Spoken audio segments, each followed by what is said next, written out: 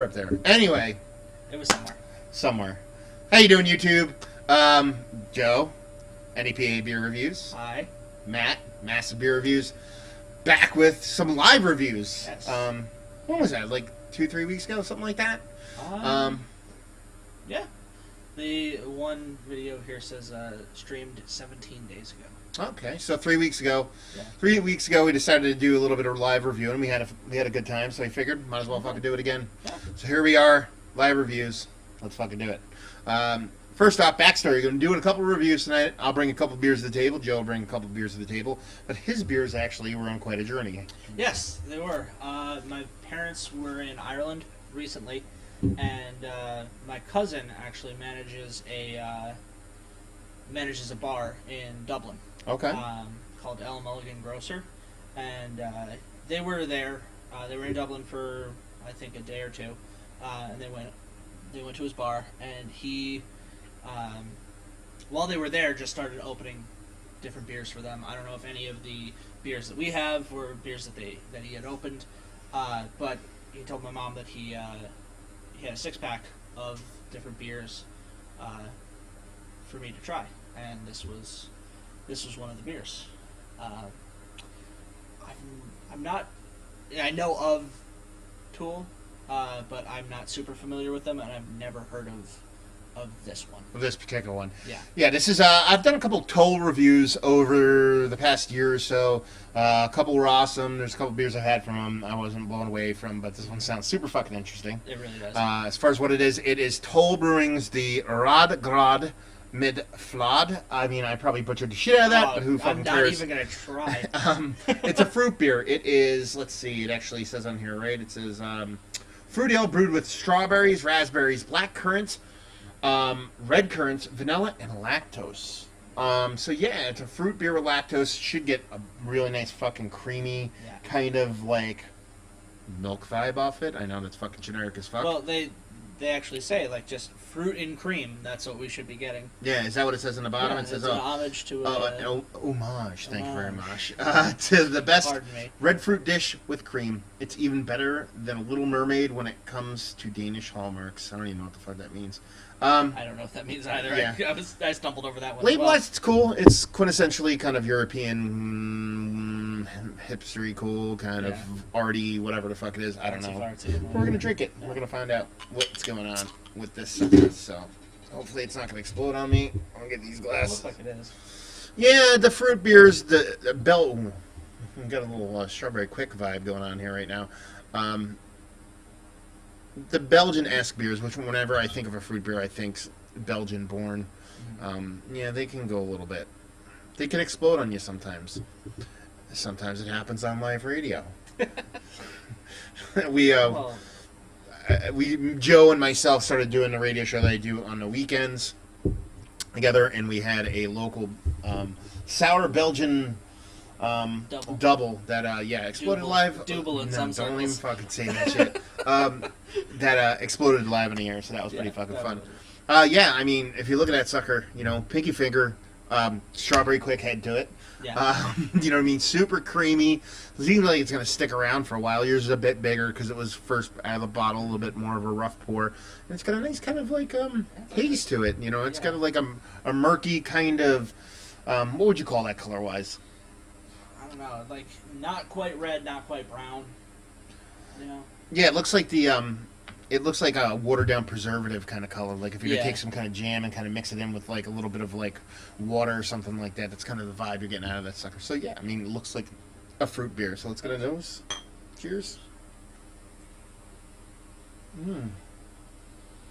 A really subtle, not super sweet fruitiness. That's what I'm getting. It's kind of generic. I mean, there are a lot of berries going on in this, but it seems like more like generic fruit to me. Yeah, it's not like one particular style is popping off.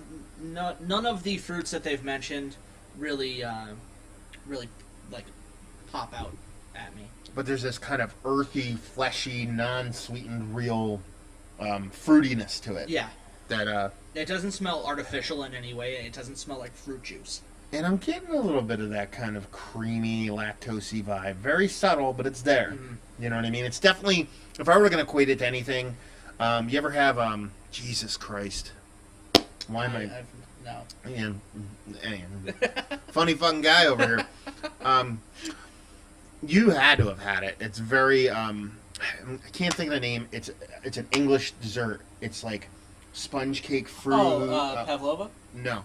It's like sponge cake fruit and then like sponge cake and fruit and stuff like that. I forget what it's called. Trifle. Okay. It's a trifle. No, I have not had and this kind of reminds me of a trifle. Yeah. Is kind of the vibe I'm getting from it. So yeah, it smells cool.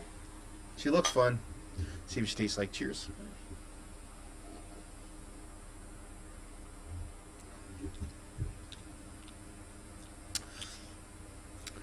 I like it, but I like it in a way that it's like it drinks easy and there's not much impact to it. It's kind of just like. It tastes like real fruits, though. Which Oh is, yeah, absolutely. Like, similar to the aroma, like real fruit juice as opposed to like artificially. Yeah, you do get a little bit of sweetness there, which is this kind of bitterness that you would get from like getting rind or comes from kind of like something from a fruit in your food or drink. It came off to me as a tartness, but the second sip was definitely bitterness. Yeah, it's more bitter and it's really biting on the back. It's like I don't know if that's partially from the fruit or it's from the hops, but it's almost like a bittering. It's weird because I don't know if it's a hop. I think it might be a hop. It's definitely, if it's a hop, it's like a old school British style, just straight up bittering hop and with nothing else going on. I don't know if it's from the fruit. It kind of has that kind of like green stockiness kind of vibe to it, to where you're getting that little like, if you ever smelled or tasted the stalk of like a tomato, that kind of like green vegetal kind of bitteringness to it. But yeah, I mean it's a fun beer. It's a cool beer. Does it blow me away? No. I'm glad I tried it. Oh, fucking yeah. I really like it. I don't get a whole lot of the vanilla, and I kind of wish the mouthfeel was a bit creamier to like maybe actually feel like not like milks, not stout-ish, because that's. But it does actually say that there's oats in here, so it should have a little heavier of a feel to it. I think it's got a really nice mouthfeel to it too. It's not thick or dense or anything like that, but at the same time, it's definitely creamy, and that's what they're going for, I think, with it, which is, they kind of like, they're trumpeting the whole kind of red fruit, mixed fruit kind of desserty thing.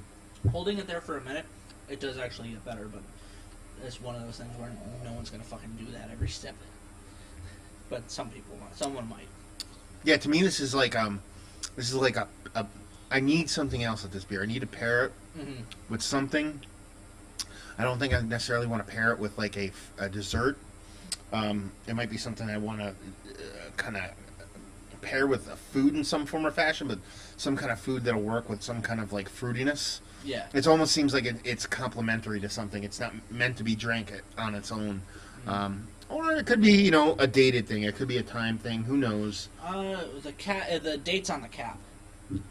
Date's on the cap, and it is, well, I mean, if you're talking 2 years, no, it has to be long. No, it could be 2 years.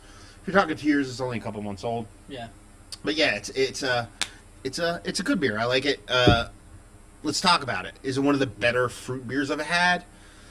No, but it's very close in that how enjoyable it is to drink. Like in I don't want to say a neutral way, but it's like it's comforting. It's not bursting at the seams of flavor, but I enjoy it. I would say this actually is one of the better fruit beers that I've had, coming from the fact that I don't particularly gravitate toward fruit beers all that often. Mm-hmm. So I actually have fairly, for lack of a better term, strict standards when it comes to fruit beers. I like them to actually feel like there's real fruit in there as opposed to just an extract. And I know sometimes you kind of need an extract depending on the fruit. But I don't like my fruit beers to feel like fruit juice. Yeah, see, I'm a bitchy American, and I kind of want my fruit beers to be a little bit skewed, a little bit sweeter. I don't want it to be like crazy sweet. Yeah, and I'm not saying I want like sours either, but I want to keep the beer component and feel like it's beer with fruit there. Yeah, see, I err towards more delirium red. That kind of fruit beeriness where there's a little bit more sweetness going on, but that's just me. Value and availability, no idea. We have no idea the availability or value or whatever. Haven't a clue. I got it for free. So. Yeah. What do they have in Ireland? What's their? Did they go the pound sterling, or are they just in the euro now? They're in the euros. So yeah, who knows how many euros it cost? And just say this: if you like what we like this, if you like pairing beer with food, and you want to pair something savory with something a bit sweet, like some people like to do, kind of like a peach salad, or people who like to do like fruit on top of their savoriness, and you kind of want to do that in a beer kind of food form, that would be cool. If you like fruit, and if you like it's fruit beers in general. I know it's kind of generic, but yeah, it is, but it fits. Yeah. If you like fruit beers, if you like this, and like you said, I think this definitely needs to be paired with something. There you go. Little Toll Rødgrød med Fløde, which is totally me butchering everything. So hopefully you guys enjoyed the review. If you did or you didn't, or somewhere in between, you can comment below. As for Joe, you can find you at... You can find me on nepabeerreviews.squarespace.com. Also Facebook, Twitter, and Instagram at nepabeerreviews. Me, Massive Beers, Facebook, Twitter, Instagram, and Tap. You can catch us both Sundays, Beer Geeks Radio, locally 103.1 FM, or syndicated online podcast-wise, Beer Geeks on iTunes and Stitcher.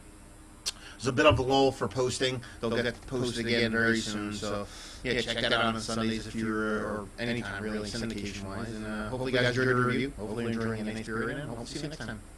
Cheers. That did suck. It did suck, but